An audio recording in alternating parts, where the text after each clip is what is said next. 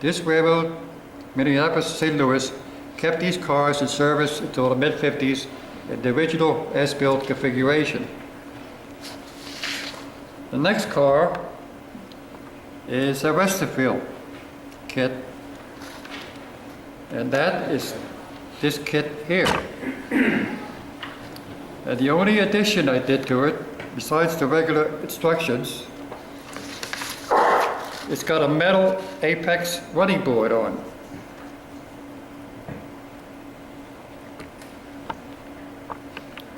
Okay. This picture shows a couple of New York Central boxcars with different running boards and different roofs, metal replacement roofs. They rebuilt a lot of their cars with different running boards if the wooden ones were falling apart. Okay. Let's swing around to this focus now. First thing you do when you open your box, you say, why did I buy this? I'm just joking. First of all, you bought it because you love freight cars or you got a good deal. F&C has good deals. 2 for 1. You buy one kit, you get them for free, right? $44. It's like $22 a kit. Resin kits now are going for $45, $50 and more for one. If you were at Sunshine RPM seminars for the past 20 years, you would see people grabbing bags, shopping bags of resin kits. They were $25 to $30 back then. Those guys probably had the kits in the closets.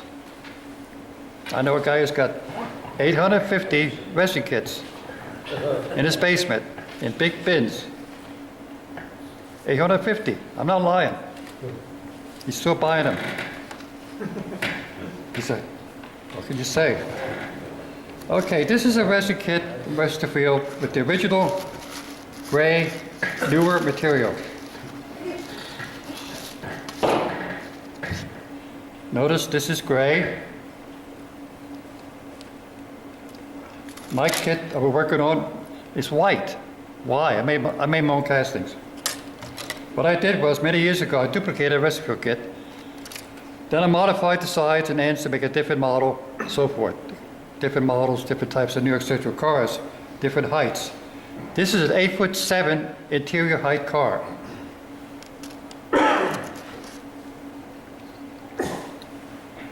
The roof sections, original roof.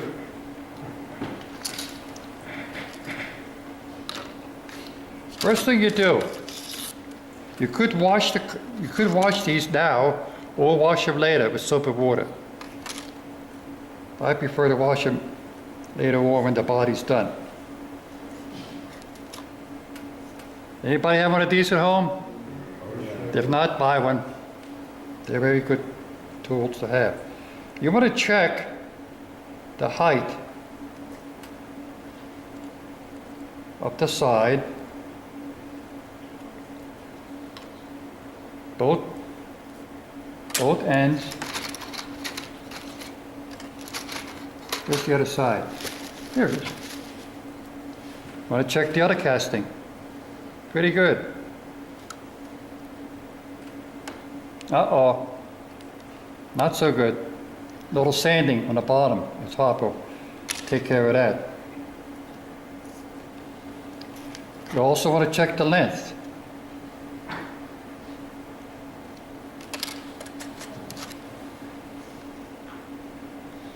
Pretty good.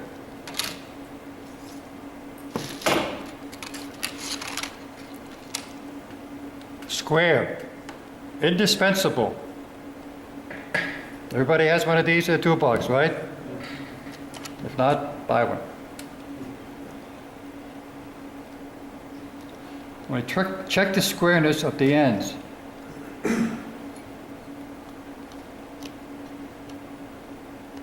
Pretty good.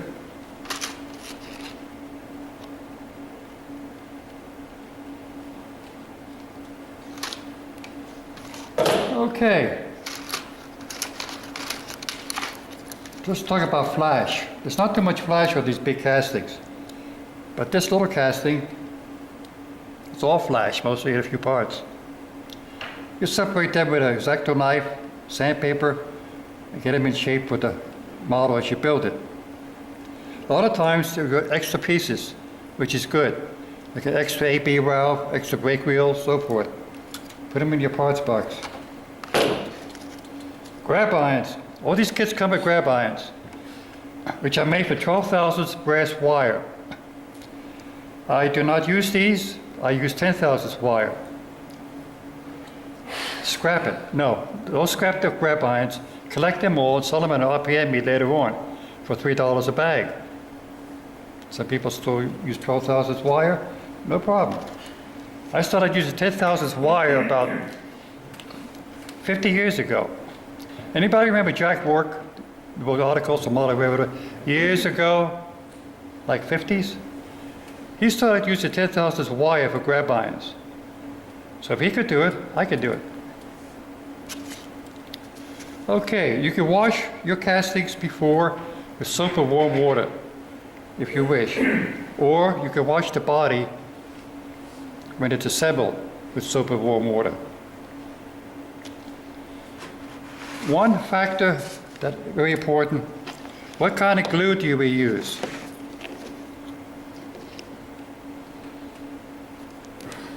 I prefer epoxy.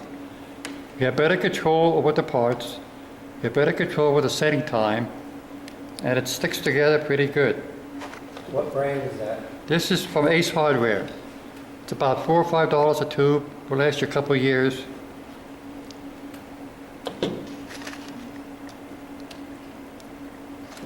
And it comes at 5 minute, and the quick set is 5 minute setting time. The extra time epoxy is about half hour to an hour, but really you have to let it set up for a day to really cure. Okay, I started, this is not, by the way, a recipe kit, it's a clone. I cloned the kit with castings I made myself. Because, why did I do that? Oh yeah, like I said, I modified a lot of recipe kits to different heights, but I made a mold and master before I cut the kit apart.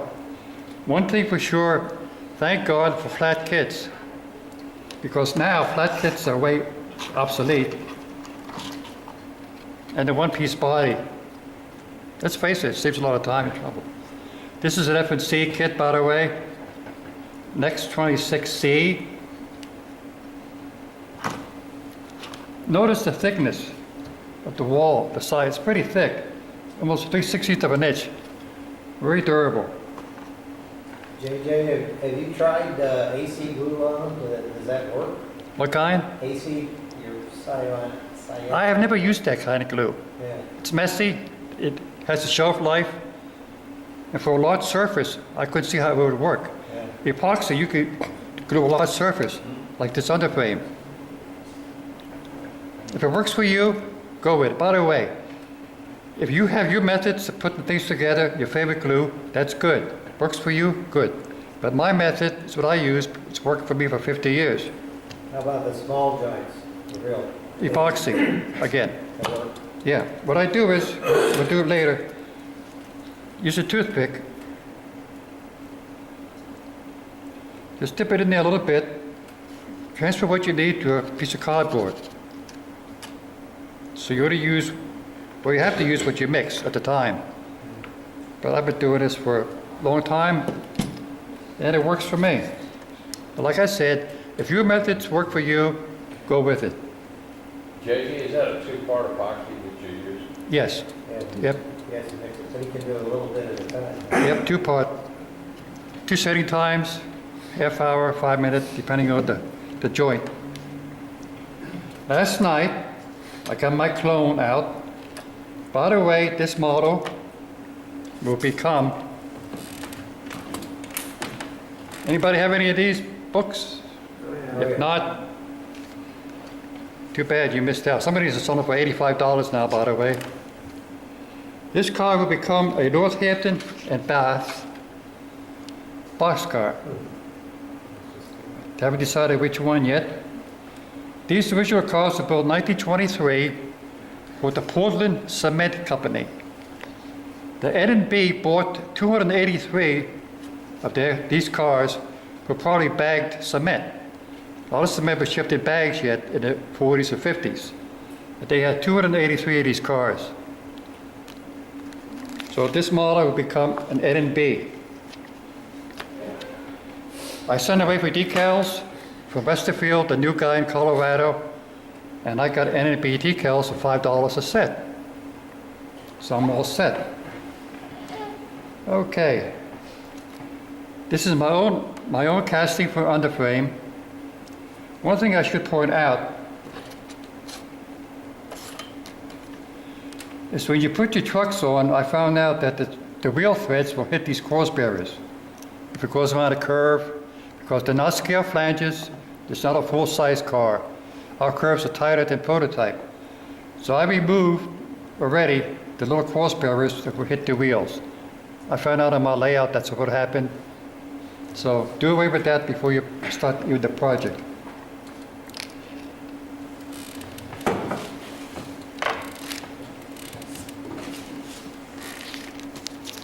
Anybody have evergreen siding, not siding, evergreen stuff at home? Good stuff. It's a great invention. It's amazing stuff. Buy some 60 thousandths thick sheet and 40 thousandths. It's very helpful in assembling kits, resin kits. I used 60 thousandths styrene last night. Jay, hold it up to the camera. Camera. Yeah, where is the camera? There's the camera. Okay, right here. Okay. Okay, we got it now. I epoxy 60 thousandths styrene sheet on this underframe to make it a little stronger, more rigid. But these castings are flexible to a degree. So 60 thousandths styrene epoxy to this flat surface, put a weight on it, let it cure overnight. Also last night, I glued an end to a side with 5-minute epoxy. Now this takes time to get used to. Where's my other side? I lost the side. There it is. JJ, you put the epoxy on one edge and push it together? Both. A thin layer on each surface.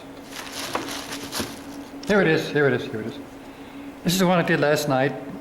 And I've got the corner brace already inside. This is important. This little brace makes it very durable. Is that in the kit? No. No, you gotta. 40,000 styrene sheet. Makes it quite durable.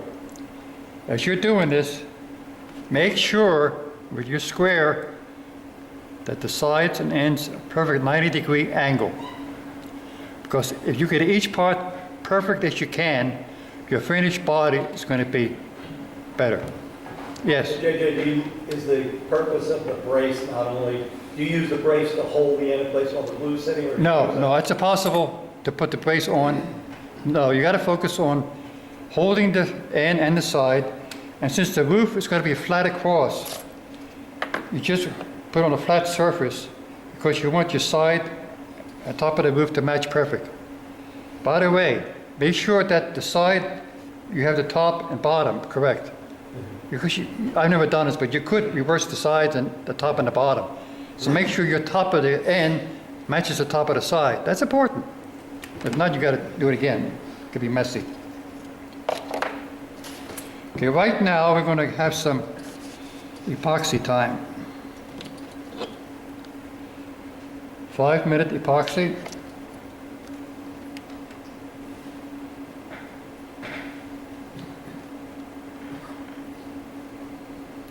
Yeah, better control with the toothpick method, because you don't want to waste it.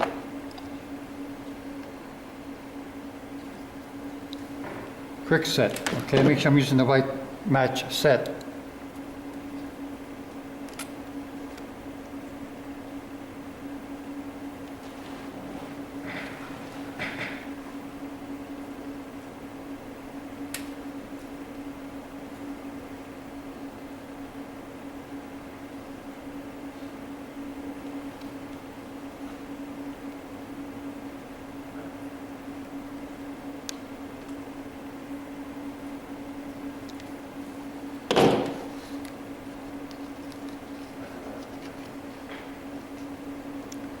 Mix really well.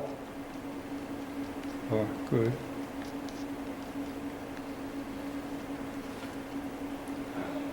Now my method might take a little longer, but if we have to accuracy or how many you can get done in a week.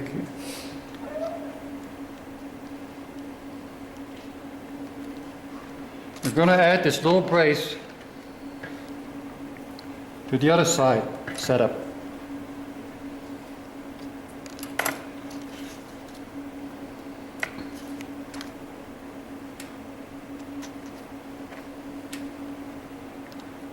About the center of the side and end would work.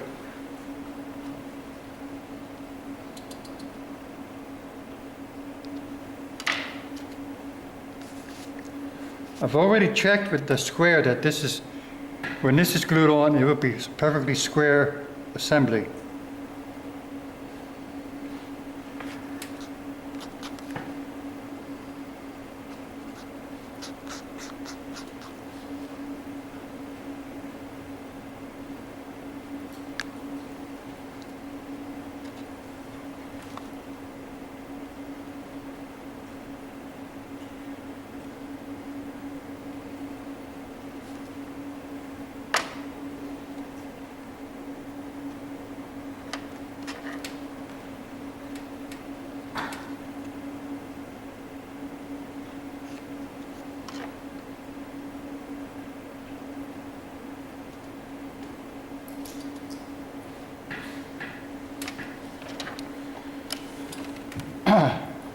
Now I wouldn't, on this particular model here, this F&C kit, I would not have to put any braces in the middle, because this is quite strong, the sides are very thick, like I mentioned. But a kit like this, the sides are very thin. And these models have 40,000 or 60,000 spacers inside to make the body more durable. This makes it more of a solid box as you assemble the model. They don't mention it in the instructions, but one thing you want to be, oh wait, one guy does mention it. That's right. If I recall right,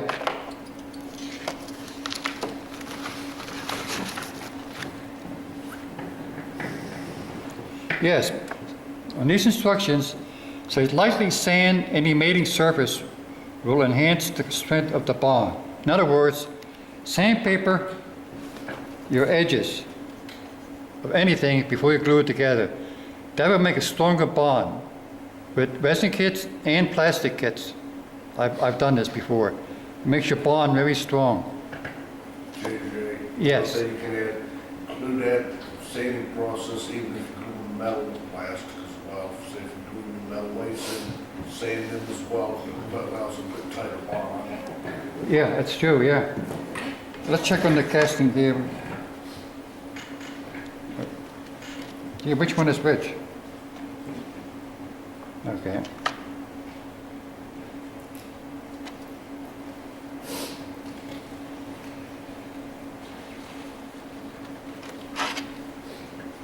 Let's check our casting, make sure it's square. Looks pretty good.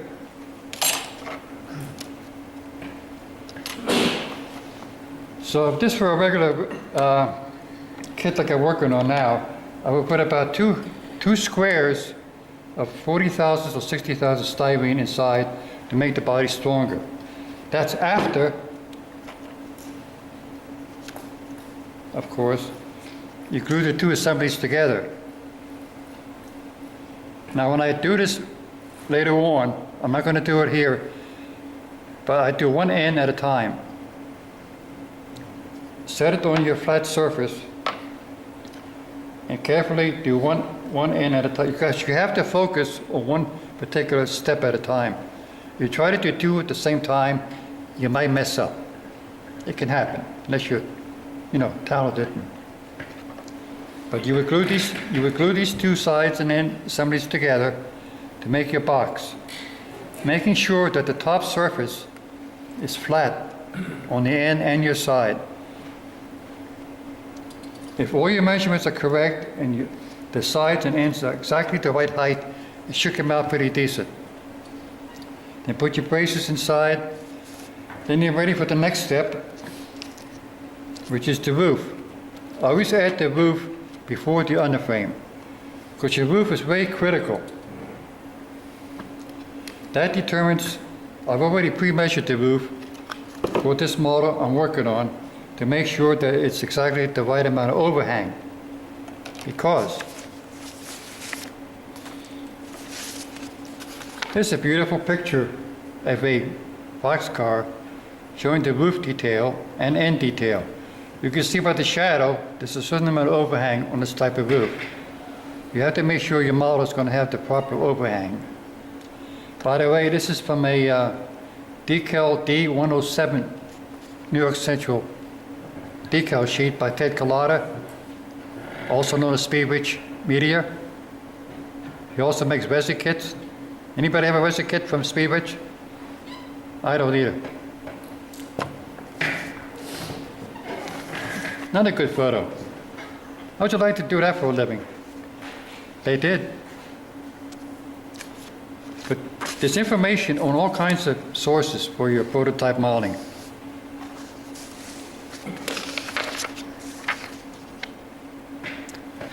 Okay, you've got the roof on. After the body's done, you put the roof on. This is probably going to have to be scored and bent a little bit. Bracing. You do need bracing inside.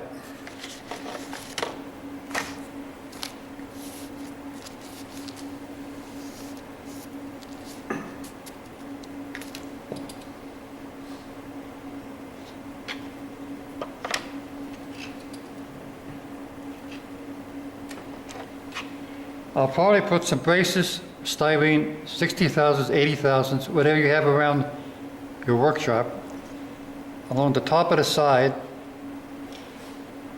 so when you put the roof on, you have more of a gluing surface. This makes the body stronger. Also, notice how very thin the ends are. I would put little strips of styrene also on the ends to give a greater gluing surface. You put your roof on, carefully aligning up both ends, which can be a bit tricky. After you got the roof, sides and ends done, the next big step is your underframe. This usually requires to be trimmed. Sometimes they're too short, sometimes they're too long, sometimes they're too wide, sometimes they're not wide enough. If it's too wide, you can sandpaper, sand it. If it's not wide enough, you add strips of styrene, make up the difference. One important thing you must notice on this kind of car, it's got a little like a lip inside, so that your underframe would not pass this. It makes a nice gluing surface all the way around. On your flat kit, you haven't got that. You have to add it. Okay, pretend this is the body shell. You will have to glue a strip on the bottom. It doesn't have to be the full length, maybe 2/3. This will give you a surface that your underframe will be glued to. Usually you start with the ends. You put that strip, because it's going to be recessed a little bit. Using slow setting epoxy, you have to adjust that strip. Because when your body is done, you want the floor, the bottom of the floor surface, to be even with the bottom of the end sill. That should be flush. The end and the bottom of the floor should be flush. Because when you put your coupler on, you make sure that coupler is going to be, pocket is going to be straight. Okay, let's say you got the underframe all set to be installed. You got to drill the holes next. Before you drill the holes, for a 2-56 screw, pick out the trucks that you're going to use on the model. These are AccuRail trucks with KD wheel sets in. Drill your hole before you glue the model, the floor, into the shell. However, you make sure you test fit the floor in your body shell before you drill the holes, before you attach it. In other words, you've got the strips inside, put your floor in, make sure it's lined up good, then put the starting hole with a pencil where you're going to drill the hole.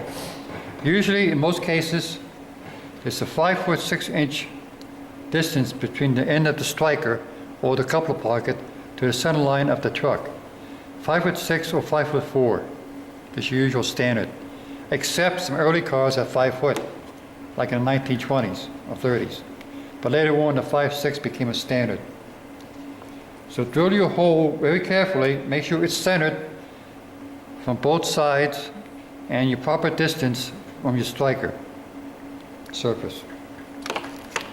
Drill on tap for a 256 screw. After that's done, you can put your underframe into your basic body shell, making sure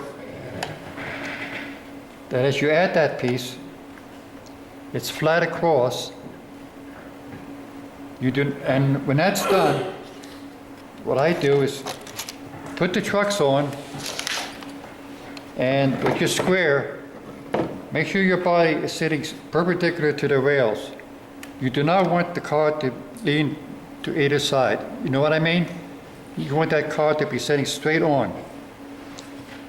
So you might have to sand or adjust that bolster bearing area. Sometimes you might have to add a washer to bring the car height to the proper level. Couplers, yes. Do you put the underbody detail on now on a flat surface? Or No. do you build the car? I built the body first before I add any detail. Couplers.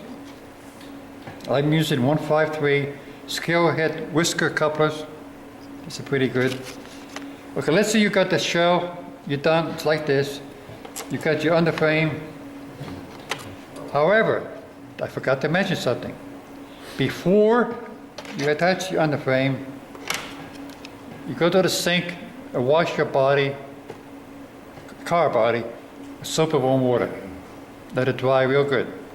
Wash it very carefully, rinse it off, rinse off soap off good, let it dry. Then you add the underframe. Don't wash it with the underframe on. You might get water inside. That can happen. Who knows? Don't try it out. Okay, after you got that done, you put the couplers on. Make sure your coupler height is correct. In most cases, your bolster area is 12 to 11 or 12 inches above the flat surface of the floor. In most cases, that would work. If it's too high, sand a little bit, you have to take the truck off. It's a step-by-step process. Check it, remove material, or add a washer to bring it to the proper level. Your coupler center height is like 2 feet, 2 inches, 2.5 inches. Am I correct? Anybody know that? Anyway, it's a standard height. Anybody have a coupler check gauge what Katie makes? Very useful. Okay, you've got the body done. You've got the holes drilled for the trucks. You've got the couplers on. You check for the level being straight perpendicular. Now you can add detail. Now it took all that effort just to get this to this phase almost. A lot of effort, right? But this is a big improvement. I forgot something. See, it's easy to forget. Before you glue the underframe on, I forgot to add the weight. Uh-oh. Add the weight before you glue it on. Good idea? I epoxy the weight. It could be a flat weight. It could be a washer. It could be a couple of pennies. Use whatever, don't go out and buy weights just to have weight. I've got an unlimited supply of lead at home. But what should the weight be for a 40-foot boxcar? The NMRA says 4 ounces, too heavy.